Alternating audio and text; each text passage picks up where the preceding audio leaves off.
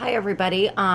It is Erin. I'm back on my channel. I took a break off for a long time. I was going through some health challenges and decided to not do a lot of anything.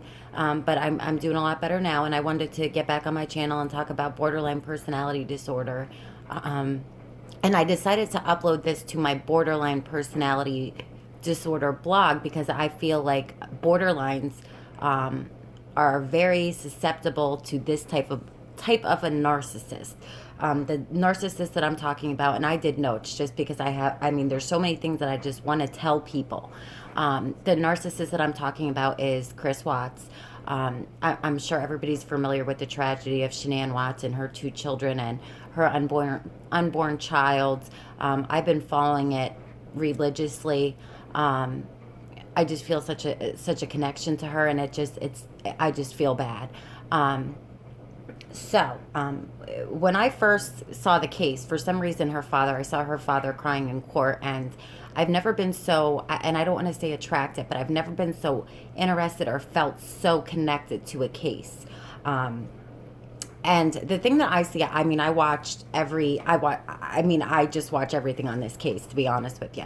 And I see so many people, I see experts saying there were no signs. And the purpose of this video is to let everybody know there absolutely were signs. I think that this is a hard type of a narcissist to um, describe, and I don't think a lot of people know about it. And again, I think as a borderline, I had a relationship with this type of covert narcissist, and I didn't know what that was. I think that it could help people to kind of nip it in the bud. I wrote notes because again, it just is so important to me to kind of tell people this. Now, I had a relationship with a covert narcissist. Um, I kind of feel like it really echoes Shannann's relationship with Chris.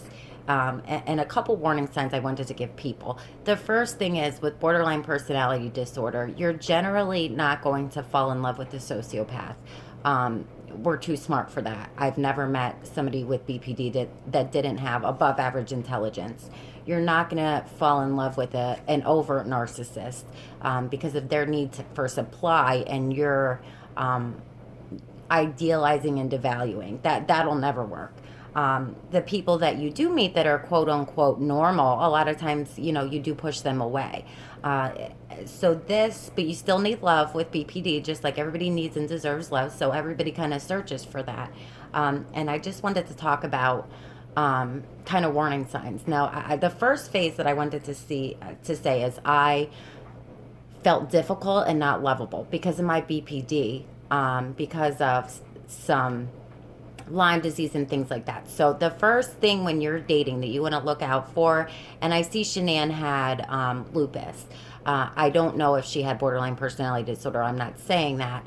I do think that she did have a lack of self, and I do think that she did have self-worth issues. And I don't say that. I mean, she was absolutely lovely. I wish I could tell her how valuable she was.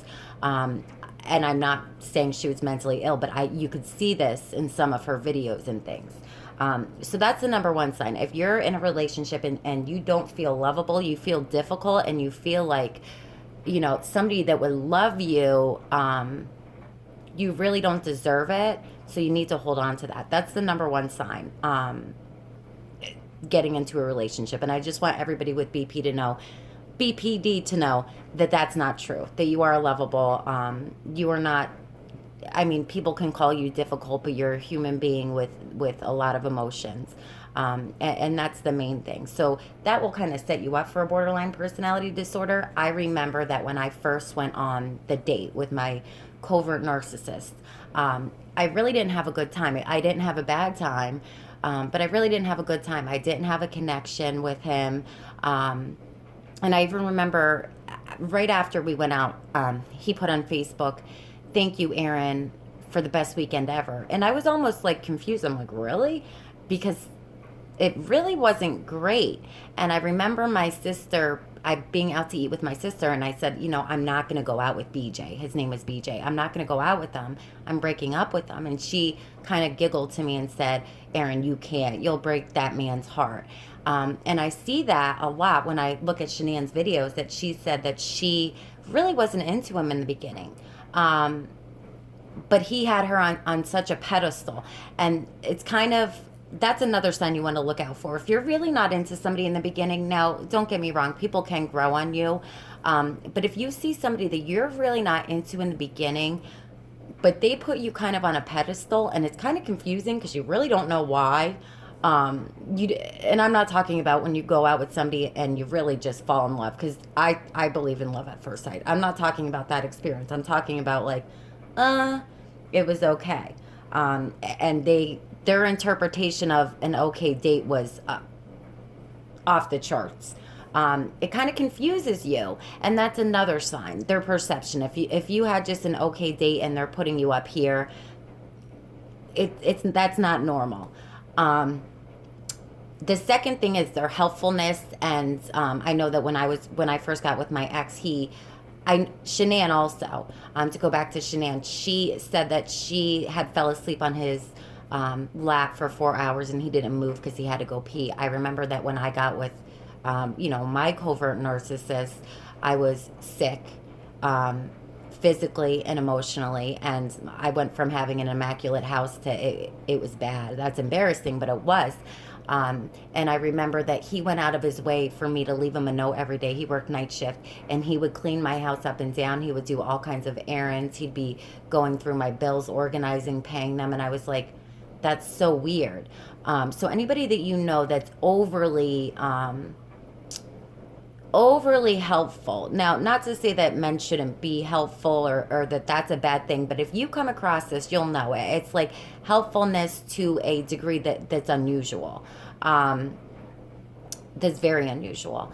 It almost makes you feel, with BPD, you always feel like, you're not worthy of love. It almost makes you feel like, oh my God, it doesn't matter if I really like this person or not. If they're going to put up with me, if they're going to deal with my illness, if they're not going to judge me, then I have to fall in love with them. Because this is the best it'll get. I really don't deserve it. And I know that Shannann had also said that she pushed Chris Watts away in the beginning as well. You almost push them away, but you just feel like, and I'm trying to describe this, you just feel like, how could you not fall in love with them? They're being so nice to you. They're being so helpful to you. They put you on this pedestal. They don't care about any of your flaws. That's a big sign. That's a big sign. Not that people can't fall in love, but if it's somebody you have to kind of learn to love, that's a big sign of a covert narcissist, because that's not normal. Not that men shouldn't be helpful, but that level of helpfulness at the beginning, when you haven't even really connected with that person, you might want to think twice about that. You also feel, and I know you feel blessed because you're the difficult one. You're always seen as the difficult one in relationships with covert narcissists. They tend to be quiet and lack emotion and pretty calm. And, in society, and I do it too, when you see somebody that's incredibly calm, doesn't talk a lot, their mannerisms aren't loud, we assign gentle characteristics to them. So this person is generally quiet. I know my ex-boyfriend was just, very quiet, where I was probably being obnoxious, talking. Also lack of emotion. And lack of emotion, a lot of times it is a red flag. But this type of lack of emotion, because the person is so quiet, they're so mild-mannered, they're so bad with words, we kind of almost put a cuteness to it. We say, oh, they don't know how to describe their feelings. They just don't know how to react. And instead of it being something that is concerning, now men aren't as emotional as women in general. I know people won't like that statement, but it's the truth.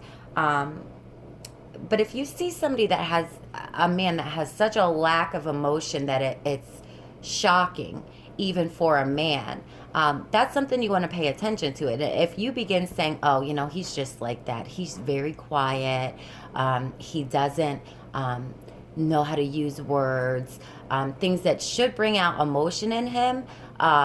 That's a big sign too. That's a big sign because guys should feel some type of emotion. You should piss them off. If you're acting ridiculous, that's normal. Even if they are mild mannered. So you find yourself, and I'm going to say, making excuses for this person and their lack of emotion. And it almost becomes like a joke.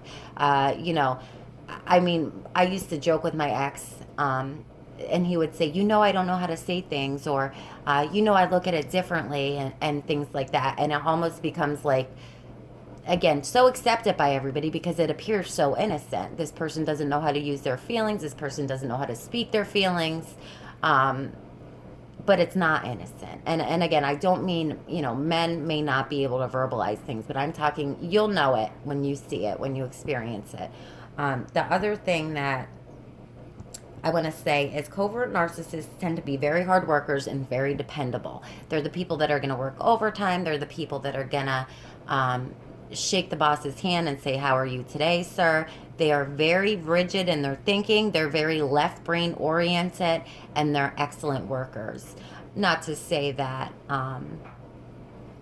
if you have a hardworking partner that they're a narcissist. But I know that Chris said that it was said that Chris Watts, they called him Rain Man at work just because he was so detail oriented. He was so task oriented. He just got things done in a very precise and non emotional way. Um, I don't know if that would be, something you would want to look out for because you're doing a hard worker, but that's kind of one of the littler signs. Also, people generally perceive them as very nice. They generally perceive them as their friends. Um, and on the outside, these people are very friendly. How you doing, man? Here's a drink. Sure, you want me to work overtime? I'll work overtime. But if you look closer at their relationships with people, and I know when I was reading the kind of the transcripts with Shannann Watts, she said he's really not a good friend. He really doesn't connect with people. And this is the same for the person that I dated. They really aren't a good friend. They may be the type that'll say, "Come on, man, come over and have a beer," and they'll give them a beer. But it's really um, not much deeper than that. Not much deeper than that at all. Um, this person does not like fighting. They don't like debating. They hate debating. They hate debating.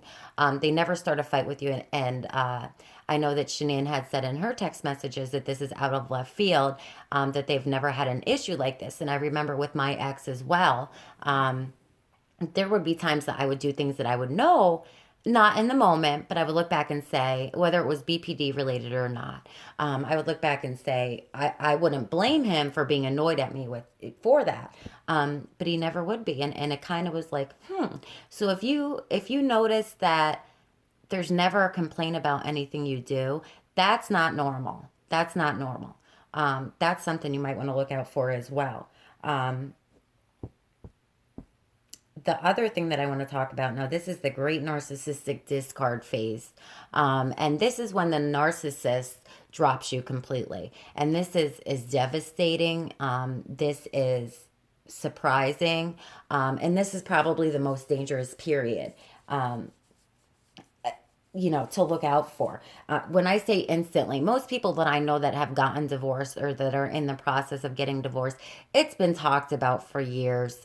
They may go through a 6-month period where they're getting divorced and then they get back together. And that's how relationships normally are. It's hard to think about that when you're borderline and you see things so black and white, but that's how relationships tend to be. This changes instantly, instantaneously.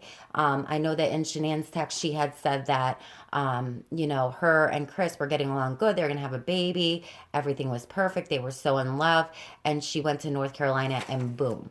And I remember my ex-boyfriend, we were getting along so good.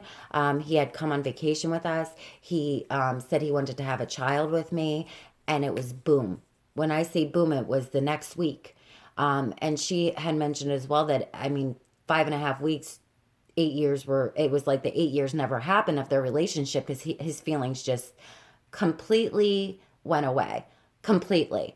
And my ex had said to me, things change. And I think Chris Watts said that to Shannann as well. I don't know what's going on. That is a huge, huge, huge, huge, huge, huge sign of a covert narcissist. Now, a lot of people say it's because he was having an affair that things changed, and that played into it, absolutely. But even men that do have affairs, it's not that black and white that things just instantaneously change like that within a day. Feelings just drop. They just completely drop, and it's incredibly confusing. Um, incredibly confusing. Um, I looked through a lot of Shanann's text messages, and it just absolutely breaks my heart because I know what she was going through. I don't know what she was going through at the end, but I know what she was going through when you're so confused that this person that put you on such a pedestal for so long, that was your weirdo that was with you all the time, that was so in love with you, that never complained, that was always quiet, treat you treat you like you're nothing, you don't exist. They're not even mean to you. They don't even do you the justice of being mean to you. They just completely drop you as a person. You don't matter to them. That's a huge shine because that's not normal. Back and forth is normal. Up and down, back and forth. I love you, but I'm not in love with you. That's a normal type of a breakup to a relationship. And when this happens, is one of the most dangerous times, and it can be incredibly confusing. And, that is probably one of the most dangerous times as well. I know that that's the time that Shannann was killed. I remember during this period of time when my ex had just dropped me, and I was so confused. I was absolutely, absolutely mind boggled. Um, I had, started an argument with him because that's just how I am. I need the answer. I need it now. I have abandonment issues. And he came over to my house. He was drinking. He had a few beers. And he looked at me and he goes, I want to kill you. And I remember, and being the empath and the borderline has a lot of, can pick up on emotions. I felt like a jolt go through my body. And I'm like, oh my God, I think he really wanted to kill me. Um, in the past, and I know Chris was into Metallica and things like that. Different people are into different bands. I wouldn't look too far into that. But there's a darkness to these people. I remember my ex told me he tried to drown his cousin when he was younger for kicking him in the balls. And I laughed about it and things like that. But he had said to me, no, I really tried to kill him. So there's a darkness about these people that comes out in just little pieces and things like that. Um, but again, I thought that he was gonna. If I had a child with him, with my loud mouth, I think that he absolutely would have killed me. And I think that this is what happened with Chris. I do not think that Chris Watts is a sociopath. I think he's a horrible human being. Um, I think he's behaving with no empathy. The reason he's behaving with no empathy, though, is not because he's a sociopath. It's because he's a covert narcissist. And I'm not making excuses for him at all. He is behaving like a sociopath. I think that it's important, though, that we determine why people act the way they do, so we can guard our own hearts. And people are going to disagree with me, but the reason I say that he's not a sociopath is sociopaths show no anxiety, none. Like Casey Anthony, when she took the cops to Universal, and said, I work here, and then she said, no, I don't, with no anxiety. Most people would be like, oh my God, I'm lying. Chris Watts has anxiety. You can see his anxiety in the video. If you watch the video when he's with the neighbor, you could see the anxiety then. You could see the anxiety when he's rocking back and forth on his porch giving an interview.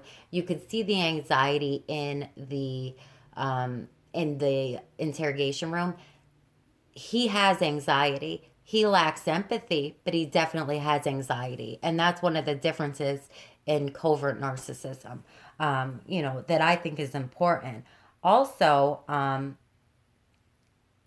in his own way, he cares what people think. Sociopaths don't care what you think. They could care less. But you even see when he says with the pizza in the interview tapes, I feel bad for eating your pizza. They care if they appear well-mannered. That's very important to them, whereas a sociopath wouldn't. And kind of the last thing that I want to say about this is that a lot of people say that he killed, them because of his mistress. And I do think that that is a big thing.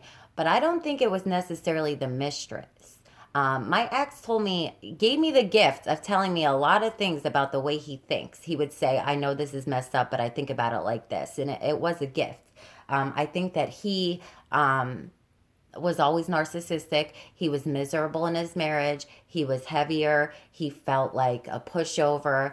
And he started to lose weight. He started to get good looking. Women started to pay attention to him.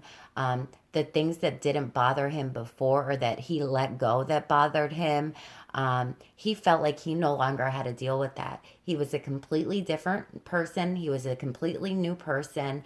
The heavy set pushover was not him. Like when we see a picture of ourselves when we're 13, and it's a little embarrassing because we were kind of not that good looking. In his mind, he totally separated that. That was not him. He wanted to be this perfect specimen of a cut up, shredded up person, who wasn't a pushover, who didn't have responsibilities, who could sexually act out. And that's how he was able to rationalize it in his own head. He was able to kill them because in his head, they no longer existed. They no longer serviced him. Um, and that's how he views it. And I do think that if there was something not related to this case, he may have empathy for other things, but not this. And the reason again that there's no empathy is because he's just written them off as non-people in his head, which is still disgusting, but different than the sociopath. I hope that this makes sense. I hope that you're able to kind of tie it in because a lot of the borderline traits attract people like this, and be aware of it so you can kind of keep your eye out so you don't have to suffer at the hands of somebody, or you don't get involved with somebody like this. I pray for her family. I'm so, so, so, so sorry that this happened. Um, and that's about it. I will be back with different borderline videos. Have a good night.